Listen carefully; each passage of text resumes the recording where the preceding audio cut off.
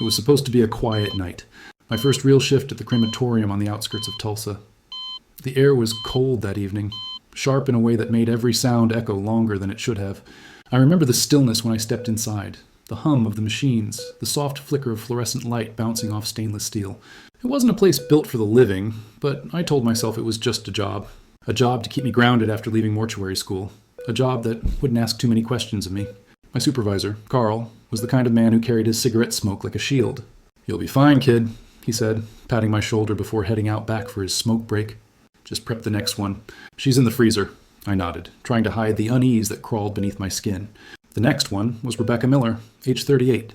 The tag around her toe read the details in sterile black ink: date, time, cause of death. Cerebral hemorrhage. It sounded so clean, so final. I wheeled the gurney into the prep room, my gloves squeaking faintly against the cold metal. The walls were lined with gray tile that swallowed light, and the air smelled faintly of disinfectant and iron. When I unzipped the white mortuary bag, I expected what I'd seen in textbooks: pale skin, rigidity, lifeless calm. But Rebecca looked different. There was color in her cheeks, and her lips didn't have the gray tinge I'd been told to expect. Her hands rested gently on her abdomen, as if she'd simply fallen asleep mid-thought. I brushed it off. New eyes, I told myself. Everything looks strange the first few times. The silence in that room had a weight to it. I remember thinking how the world outside didn't exist here. No traffic, no laughter, no sound of life.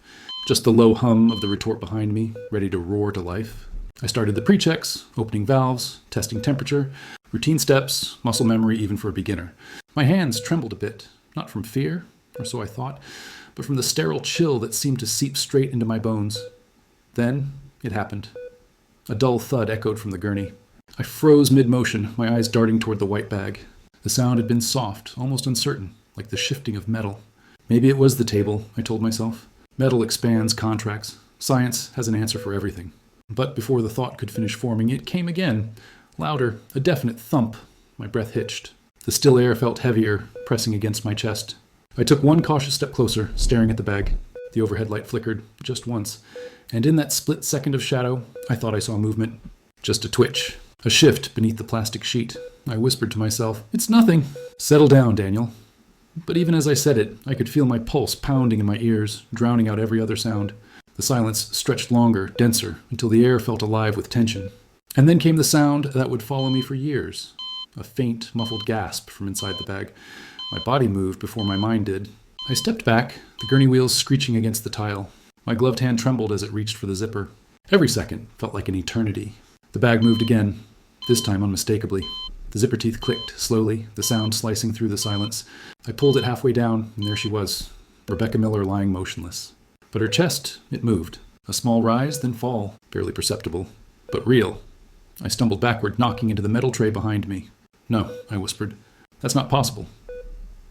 The room seemed to shrink, the walls closing in as the hum of the machinery grew louder, almost deafening. And then, just as suddenly as it began, silence. Her chest stilled. The air went still. I stood there, heart pounding, staring at the woman who, by every rule of nature, should have been gone. I remember whispering into the emptiness, "The dead don't move. The dead don't breathe." But that night, one did. Before the crematorium, before that impossible night, there was Rebecca Miller, a nurse, a wife, a mother of two. The kind of person whose presence softened a room. Everyone who spoke about her said the same thing. She carried calm with her. Her husband, Michael, once said she had a way of listening that made you feel like your words actually mattered. In a world rushing past itself, Rebecca was one of the few who never hurried. She believed in small kindnesses, baking cookies for her neighbors, volunteering at the hospice wing where she worked, staying late to hold a patient's hand after visiting hours ended. She was 38, healthy, full of life, which made her death so hard to accept. That night, according to Michael, had begun like any other. The kids had finished their homework. The house smelled faintly of lasagna cooling on the counter. Rebecca had been quiet at dinner, rubbing the side of her head now and then, dismissing it as another stress headache. "You should rest," Michael had told her. She smiled, that soft half-smile of hers, and said she just needed a minute. Minutes later, while she was folding laundry in the living room, she suddenly froze mid-motion. Michael remembers the basket tipping from her hands, the sound of fabric hitting the floor, and then nothing. She was gone before she even hit the ground. At the hospital, doctors fought to bring her back. Her heart stopped, started, then stopped again. The machines screamed until they didn't. At 8:46 p.m., time of death was recorded. "Massive cerebral hemorrhage," the chart read. "A clean diagnosis, final, absolute." The family said their goodbyes, her skin still warm to the touch, her hair still carrying the scent of the lavender shampoo she loved.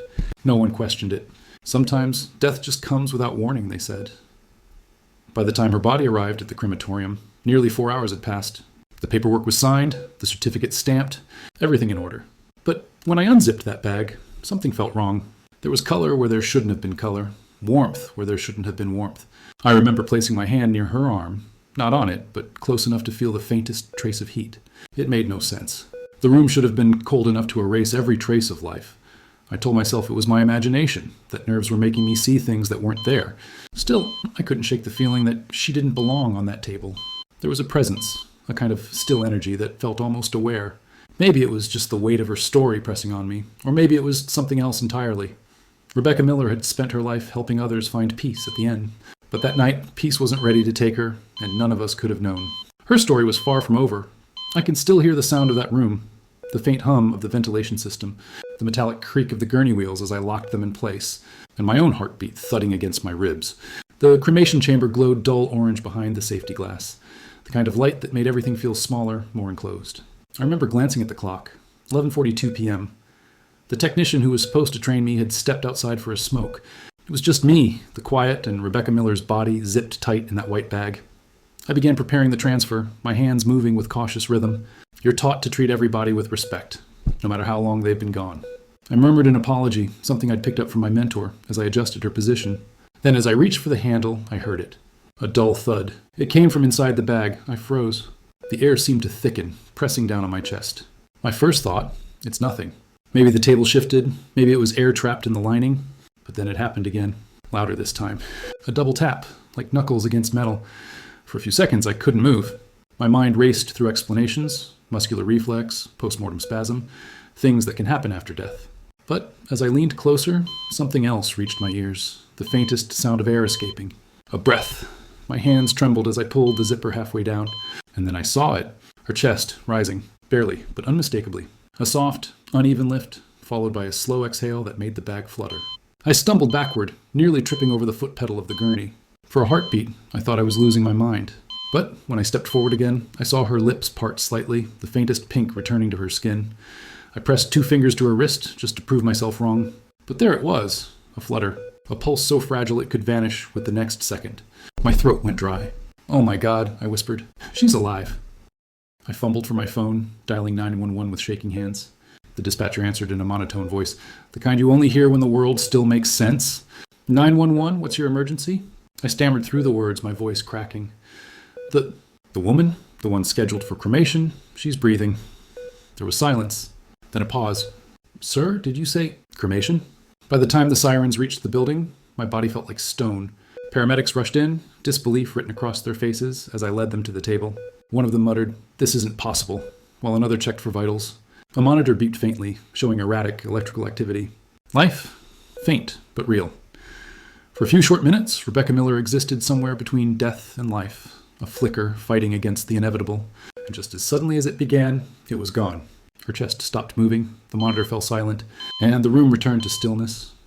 I remember sinking against the wall, the smell of antiseptic thick in the air, my breath shaking as I whispered to no one.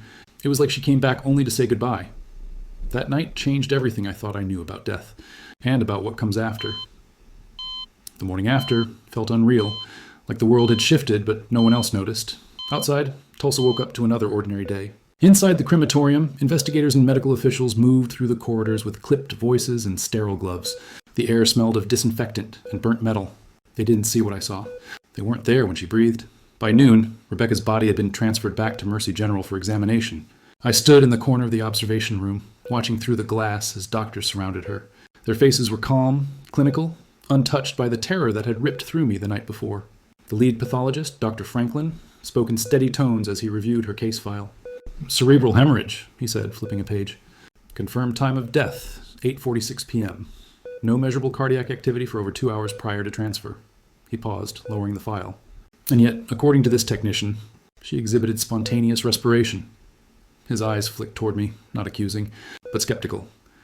They began discussing something called Lazarus syndrome, a rare phenomenon where circulation spontaneously returns after failed resuscitation. Fewer than 40 documented cases worldwide. Some patients even showed motor reflexes, short bursts of movement caused by trapped air or delayed neural discharge. The explanations felt neat, scientific, and utterly wrong. None of them accounted for the warmth in her skin, the pink in her lips, or the pulse that beat against my fingertips. "Maybe you imagined it," one of the doctors said quietly as we stepped into the hallway. I didn't respond. How do you argue against science when all you have is a moment that defies it? They took samples, blood, tissue, temperature readings. Every number fit neatly into the definition of death. Yet the memory didn't. Every time I closed my eyes, I saw her chest rise again. I could still hear that soft exhale. It was as if the room itself had been holding its breath with her. For the next few days, I replayed every second of that night. The sound of the bag moving, the flicker of the lights, the exact position of her hand when I unzipped the body bag. I searched for logical answers. Was it a residual nerve spasm? Did environmental factors cause a reaction in the body? But no medical journal could explain the feeling of life beneath my fingers. Reporters caught wind of the story. A rumor about a woman declared dead who came back in a crematorium. The hospital released a statement calling it a misinterpretation of post-mortem reflexes. The crematorium shut down operations for 48 hours while investigators reviewed procedures. I was told to take some time off. But time didn't help. At night, I sat alone in my apartment, scrolling through research papers on spontaneous resuscitation, brain death criteria, oxygen deprivation. Each word pulled me deeper into the silence, a silence that science couldn't fill. They said death was final, measurable, absolute. But what if it wasn't? Somewhere between the charts and definitions, I began to understand something unsettling. Maybe the truth wasn't buried in the science. Maybe it was hidden in the spaces science refused to look. The seconds between heartbeat and stillness, where something human still tries to hold on. And when I finally closed my laptop that night, I whispered the question that had been haunting me ever since. What if she really did come back? Even just for a moment? The call to Rebecca's family came just after sunrise. Her husband, Michael Miller, answered on the first ring, his voice still raw from sleepless nights. The hospital's tone was clinical, detached. They needed him to come in immediately for a matter regarding the body. No one said why. No one knew how to explain it. Within an hour, Michael, his mother-in-law, and Rebecca's younger sister were standing in the quiet corridor outside the viewing room, faces pale with confusion and fear. When the door opened, I stood a few feet away, unable to step inside. I could see Michael through the glass, walking slowly toward the table where Rebecca lay, wrapped once more in the sterile white sheet. His hands trembled as he reached for her, brushing a strand of hair from her forehead. "They said she moved," he whispered, as if saying it aloud might make it real. A tear slid down his cheek, followed by another. "If you came back for a reason, Beck, we're listening." The room stayed silent except for the soft hum of the machines still connected to her. The monitors were flat, no flicker of rhythm or pulse. Yet Michael kept talking, about their children, about the garden she never finished, about how the house didn't sound right without her laughter. His voice cracked, but he didn't stop. Sometimes words are all the living have left to give the dead. I watched from the hallway, every word cutting deeper. I wanted to tell him what I saw, how sure I was of that breath, that faint heartbeat. But the doctors had already made it clear. The body exhibited residual activity. Nothing more. Their certainty hung in the air like a verdict. When the paperwork was signed later that afternoon, Rebecca's cremation was rescheduled. The family left the hospital in silence, each step heavy, final. I stayed behind to oversee the transfer, my hands trembling as I helped load the stretcher. She looked peaceful now, too peaceful, as if whatever had stirred inside her had finally let go. That night, I sat alone in the crematorium office, staring at the empty chamber. The machines hummed like a mechanical lullaby, cold and steady. I couldn't stop thinking about what Michael said, that maybe she came back for a reason. The thought wouldn't leave me. I'd always believed my job was simple. Handle the dead with care, respect the process, and move on. But now, I couldn't. Every time I looked at that steel door, I felt her presence on the other side, waiting. Not gone, just quiet. My narration lowers, barely a whisper. I used to think death was the end of the story. But now, it feels like there's something waiting between the lines. And in that quiet, beneath the hum of the machines and the lingering scent of sterilized metal, I realized I would never again see death as just stillness. For in Rebecca's silence, there was something else, something alive. It was weeks before I stepped back into the crematorium at night. The air felt different now, thicker, heavier, as if the walls themselves remembered what had happened. The machines still hummed their steady metallic rhythm. The same scent of gas and antiseptic filled the air, but something unseen lingered beneath it all. Every time I passed the chamber door, I could almost feel the echo of that breath, the one that shouldn't have existed. That evening, the schedule was light. Just one case, an elderly man from a nearby hospice, natural causes. Routine. I told myself this would be easy. Quiet, clinical, nothing like before. But as the retort chamber roared to life, I froze. In the rhythm of the fire, I heard it. that same faint exhale. At first I thought it was the hiss of the gas lines, but then it came again, softer, slower, unmistakably human. My pulse surged. I turned off the valve, silence crashing over me like a wave. The room was still. No sound, no movement. Yet the echo of that breath seemed to vibrate inside my chest. I leaned against the cold metal table, trembling. Rationality fought its way through the fear. "It's memory," I whispered to myself. "Just memory." But how do you explain a sound that feels alive? How do you erase what you've already heard? In the weeks that followed, sleep became a stranger. I started reading, not about cremation or procedure, but about near-death experiences, resuscitation phenomena, the rare cases where the clinically dead came back minutes, even hours later. The stories were hauntingly similar. People describing floating above their bodies, hearing the doctors declare their deaths, then snapping back into life as if pulled by some invisible thread. One case from Ohio described a woman revived 30 minutes after being declared dead. Another from Florida told of a man whose heart began beating again after cremation preparations had already begun. Doctors called it delayed autoresuscitation. But reading their sterile terminology didn't make it any easier. For them, it was data. For me, it was a memory that breathed. Sometimes I'd close my eyes and see Rebecca's face. Not as she was on the table, but alive, smiling faintly as if she knew something I didn't. And in that half-sleep haze, I'd hear her whisper, "It's not over." I'd wake drenched in sweat, the echo of her words dissolving into the night. I began recording myself at work, leaving a small camera running in the corner of the prep room. Part of me wanted to capture proof that I wasn't losing my mind. But all I ever caught were the sounds. Faint sighs, the creak of metal, the low pulse of the furnace. Still, each time I heard it, I couldn't shake the thought that maybe she was trying to tell me something. The narration deepens, slower now. It's been months since that night, and still, when I close my eyes, I hear her breathing. The camera drifts across the empty crematorium, the flicker of orange light reflecting off polished steel, the hum of unseen fire beneath the silence, and somewhere, between the heat and the stillness, between reason and faith, the line between the living and the dead begins to blur. It's been years now since that night in the crematorium, but I still can't pass one without feeling something tighten in my chest. Time has dulled the details, but not the weight. I left the job a year after Rebecca Miller's case.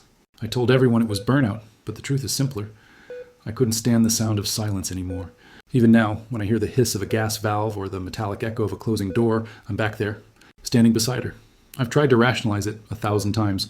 Maybe it was muscle reflex, trapped air, or a trick of the mind fueled by fear and exhaustion. I've read every medical explanation out there, catalepsy, postmortem spasms, delayed autoresuscitation, but none of them fit what I saw. None explain warmth returning to cold skin or the faint flutter of breath on my hand. Sometimes, I think the scariest thing isn't that I saw something impossible. It's that no one else did. After leaving the crematorium, I worked odd jobs. Warehouse shifts, janitorial work, even a brief stint at a hospital morgue. But death followed me everywhere, or maybe I carried it with me. I'd find myself staring too long at patients in ICU beds, wondering which of them would come back for just one last breath. I started having dreams. Not nightmares exactly, but vivid fragments of that night. The hum of machinery, the glow of firelight, and always her, standing just out of reach, watching me with calm, knowing eyes. One evening, years later, I returned to the old crematorium. It had closed down, replaced by a new facility a few miles away. The building was dark, the air stale with dust. I walked through the corridors, flashlight trembling in my hand. Every sound felt amplified. The creak of the floorboards, the echo of my breath. When I reached the chamber room, I stood there for a long time, just listening. And for a moment, I swear I heard it again. That soft, almost imperceptible exhale. Not loud, not near, but real. Maybe it was memory. Maybe it was madness. Or maybe it was her. As I stood there, I realized something. I had spent years trying to prove that what I saw was real, but maybe that wasn't the point.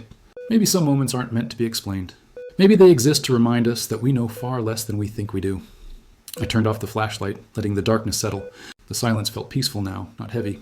I whispered, "You can rest now, Rebecca." But even as I said it, part of me knew that some things never really rest. When people ask why I left the funeral trade, I usually smile and say, because I learned too much. But the truth is, I'm still learning. And sometimes, late at night when everything is still, I hear that faint rhythmic sound again, soft, steady, almost human, breathing, and I wonder, maybe death isn't a wall after all. Maybe it's just a door, one that doesn't always close the first time.